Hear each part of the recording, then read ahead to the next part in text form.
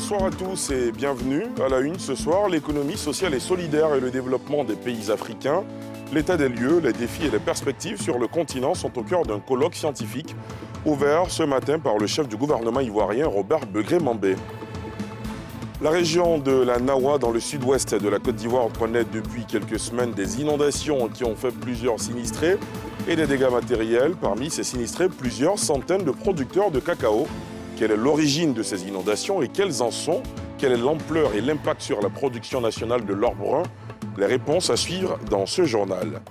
Et puis, dans l'actualité à l'étranger, la présidentielle du 5 novembre aux États-Unis, la démocrate Kamala Harris et le républicain Donald Trump ont organisé leur dernier meeting en Caroline du Nord, un État en pleine mutation, avant le scrutin qui s'ouvre maintenant dans quelques heures. Robert Begré-Mambé, le Premier ministre ivoirien, a ouvert ce matin un colloque scientifique sur l'économie sociale et solidaire et le développement des pays africains, une initiative qui vise à faire l'état des lieux, recenser les défis et analyser les perspectives. Selon le chef du gouvernement ivoirien, l'économie sociale et solidaire s'impose comme un puissant levier pour promouvoir un développement inclusif et durable, un sujet de Salif Yalekwe et Tanguy Conan. Le concept d'économie sociale et solidaire désigne un ensemble d'entreprises organisées sous forme de coopératives, mutuelles, associations ou fondations, dont le fonctionnement interne et les activités sont fondées sur un principe de solidarité et d'utilité sociale. Cette notion fait l'objet d'un colloque ouvert à Abidjan par le think tank API, Africa Perspective Institute, avec pour thématique économie sociale et solidaire et développement des pays africains, état des lieux, défis et perspectives. Cette tribune a permis au Premier ministre ivoirien, Robert Begré-Mambé, de vanter les mérites de ce concept. Alors que l'Afrique fait face à des défis complexes tels que la forte réduction de la pauvreté et des inégalités, dans un contexte marqué par l'impact de plus en plus pesant des changements climatiques, l'économie sociale et solidaire s'impose comme un puissant levier pour promouvoir un développement inclusif et durable. Contrairement au modèle économique classique, l'économie sociale et solidaire incarne une vision alternative du développement fondée sur des valeurs de solidarité, de participation et de durabilité. Durant 48 heures, ministres de différents pays dont la Côte d'Ivoire et le Sénégal, experts de la question, se pencheront sur cette nouvelle donne sous l'égide de l'API. Nous vivons une époque marquée par des défis sans précédent, qu'ils soient environnementaux, sociaux, économiques ou technologiques. Face à ces enjeux complexes, il est impératif de rassembler des esprits brillants et diversifiés pour réfléchir ensemble, partager des idées et proposer des solutions innovantes. C'est précisément dans cet esprit que le think tank Africa Perspective Institute a été créé avec une mission claire: promouvoir la recherche, l'innovation et le dialogue intellectuel sur des enjeux cruciaux qui façonnent notre société contemporaine. Choisir l'économie sociale solidaire comme thématique d'un colloque scientifique est une innovation et une opportunité pour la Côte d'Ivoire et surtout pour notre ministère en charge de l'ECS et pour tous les acteurs de l'ECS. Au cœur des enjeux socio-économiques contemporains, l'économie sociale et solidaire se positionne comme un pilier essentiel du développement durable et de l'inclusion sociale. Panels et tables rondes marqueront ces assises d'Abidjan qui s'achèvent mardi. Dans moins de 12 mois, les Ivoiriens se rendront aux urnes pour élire celui qui va conduire le pays à partir d'octobre 2025 pour un mandat de 5 ans. Un vote qui ne peut se faire sans la présence sur la liste électorale. Afin justement de maximiser leur nombre de voix, les partis politiques sillonnent les différentes communes et villes, avec pour message principal l'invitation à se faire enrôler sur la liste électorale, comme nous le montre Nadia Edja.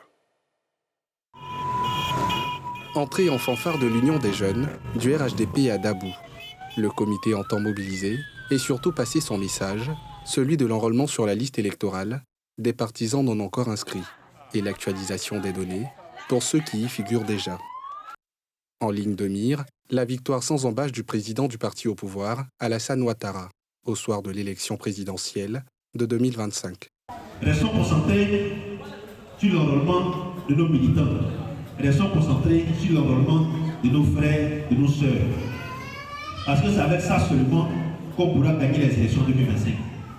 Il ne faut pas que quelqu'un s'asseye chez lui pour dire que non, c'est déjà bon, c'est déjà gagné, c'est une affaire de tout le monde.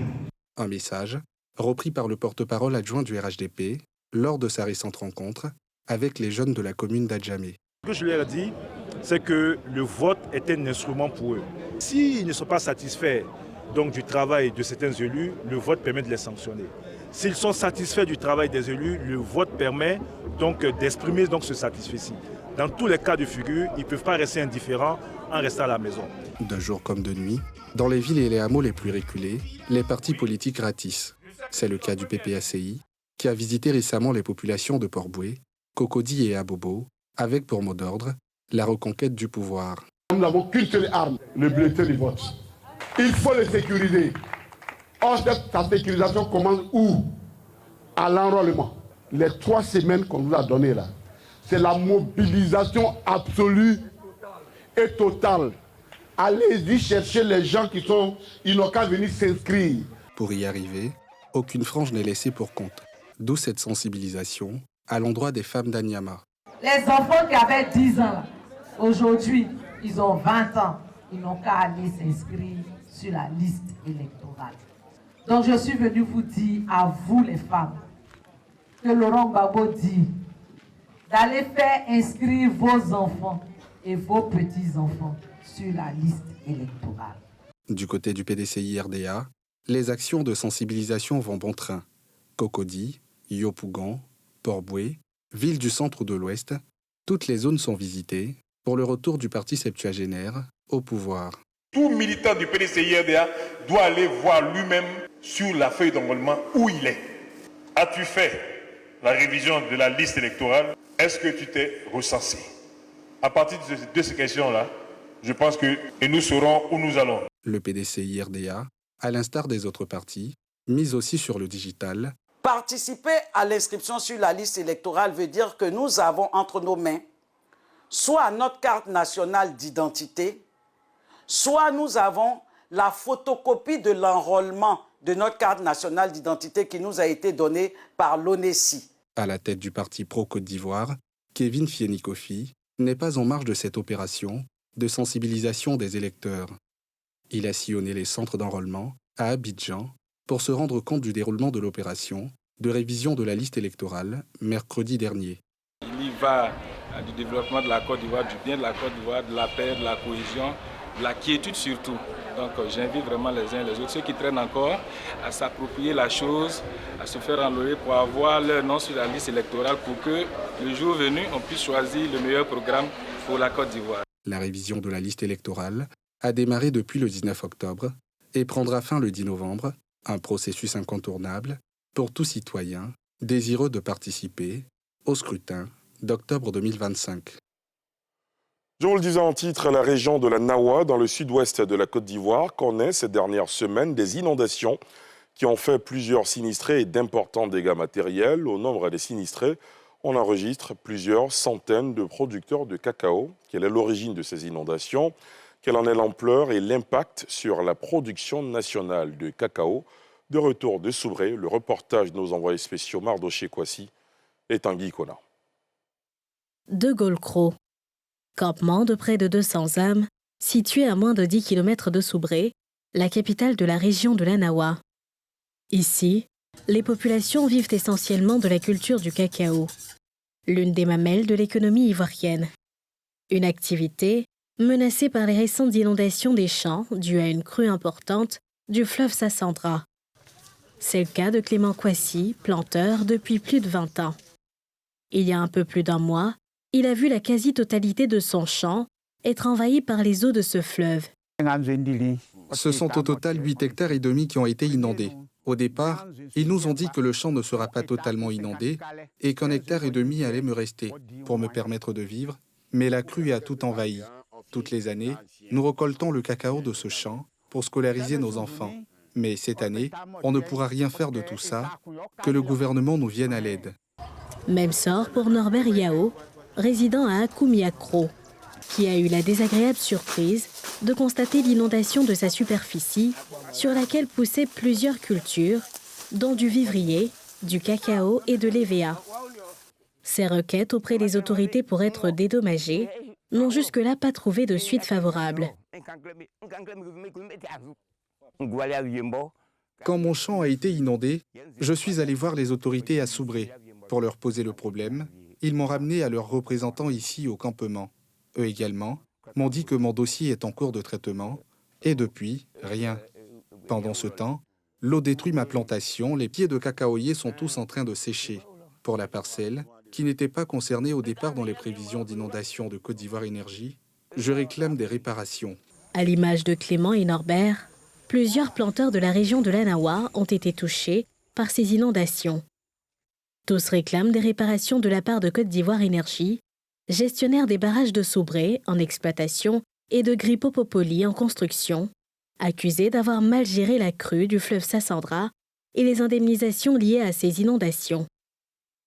Du côté de la société d'État chargée de la gestion des mouvements d'énergie électrique, on se dit serein et convaincu d'avoir géré avec professionnalisme cette crue exceptionnelle du fleuve Sassandra. Toute la population qui se trouvait dans les zones inondables a été recensée et indemnisée. Dans le cas de Soubré, dans le cas de Gripopopoli, les personnes qui ont été recensées, qui n'ont pas encore été indemnisées, ont été sur la liste. Certainement, il y a des litiges. Ça, ce n'est pas de la responsabilité de Côte d'Ivoire Énergie. Quand le problème sera réglé, ces personnes seront indemnisées. C'est vrai que la population incrimine Côte d'Ivoire Énergie parce qu'elle pense que c'est la gestion de ces crues-là qui a été mal faite. Je peux vous rassurer qu'il n'en est de rien. La crue a été très bien gérée. Le lit qui est de la propriété de l'État de Côte d'Ivoire, qui est soumis à la servitude, et est très bien maîtrisé. Tous ceux qui ne devraient pas être dans l'emprise inondable ont été sensibilisés. Ces inondations préoccupent au plus haut point les autorités qui, à travers la délégation régionale du Conseil Café-Cacao, ont entamé une évaluation globale de la situation pour mesurer l'ampleur du phénomène et ses éventuelles conséquences sur les producteurs et la production. Nos agents ont pu identifier 500 producteurs impactés par les inondations. Et nous sommes toujours dans la phase d'identification. Et nous nous sommes rendus compte que ce sont les sous-préfectures des grands atris, de Soubré, de Bio et d'Apewa qui ont été fortement sinistrés. Et accessoirement la sous-préfecture de Miyagi. Nous sommes toujours en train d'identifier les parcelles concernées et ces parcelles ont été communiquées par les sinistrés sur une base déclarative.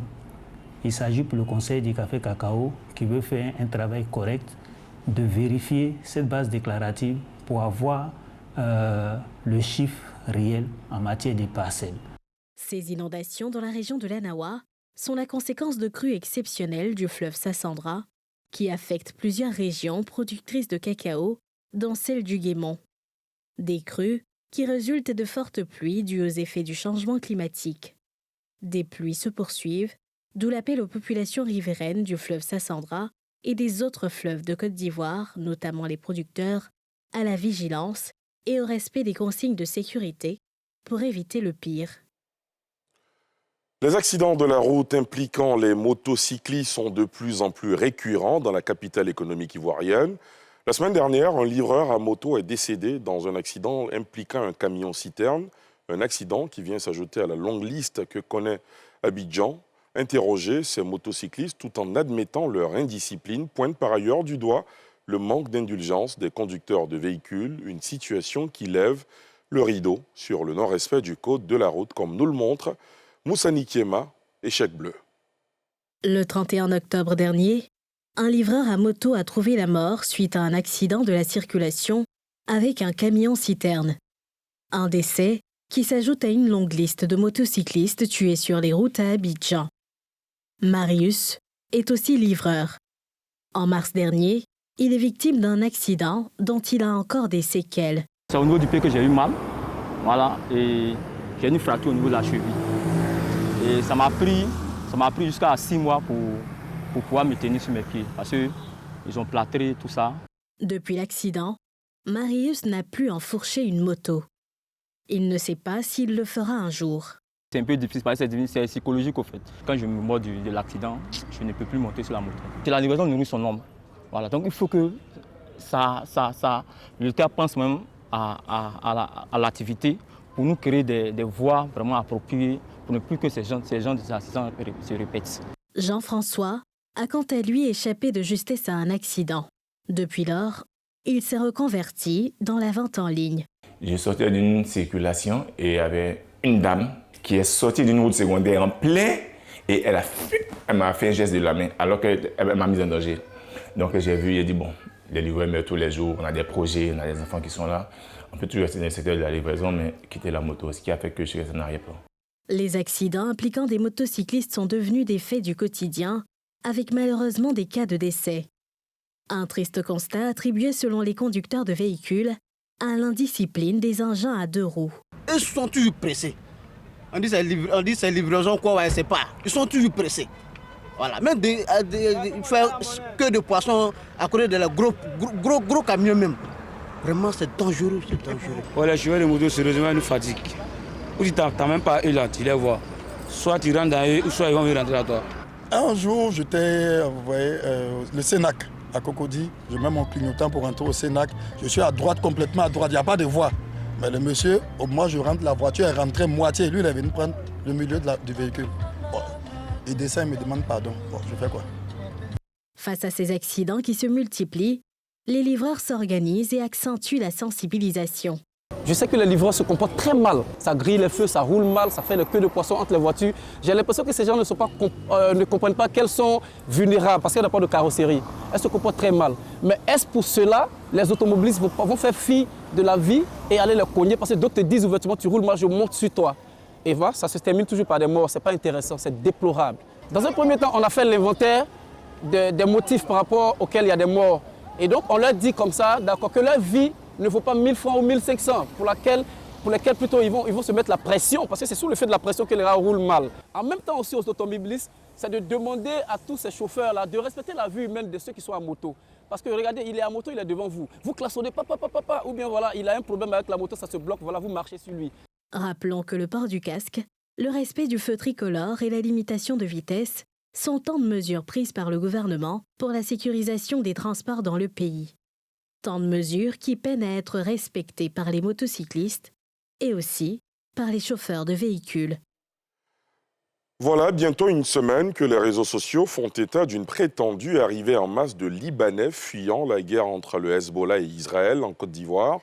Une rumeur qui a fini par convaincre certains internautes et créer une vive polémique, engendrant parfois des propos, des joutes verbales sur les réseaux sociaux à l'encontre de la communauté libanaise. Ces faits sont-ils avérés? Comment est née cette polémique? Pour tout savoir, je vous propose de voir ce sujet d'Alassane Drabo et Eric Kimou. Une rumeur faisant état d'une arrivée massive de ressortissants libanais en Côte d'Ivoire enflamme les réseaux sociaux ces derniers jours.